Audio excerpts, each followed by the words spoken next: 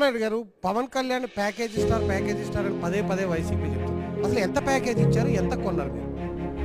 అసలు కేవలం ఏంటంటే తెలుగుదేశం కానివ్వండి, లేదా జన సైనికులు కానివ్వండి, ఎవరైతే ప్రజలు ఉన్నారో వాళ్ళని డిమారలైజ్ చేయడానికే పదే పదే వైఎస్ఆర్సీపీ ఆడేటువంటి మైండ్ గేమ్ అది.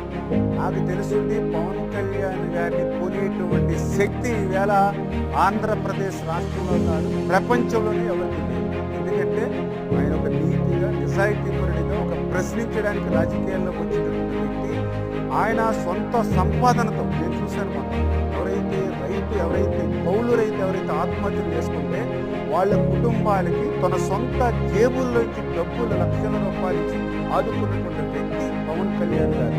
నిజంగా ఆయనకి ఆ పదవుల మీద, ఆ డబ్బుల మీద ఆశ ఉంటే 2014లోనే ఆయనకు కావలసినటువంటి సీట్లు, లేకపోతే ఆయనకు కావలసిన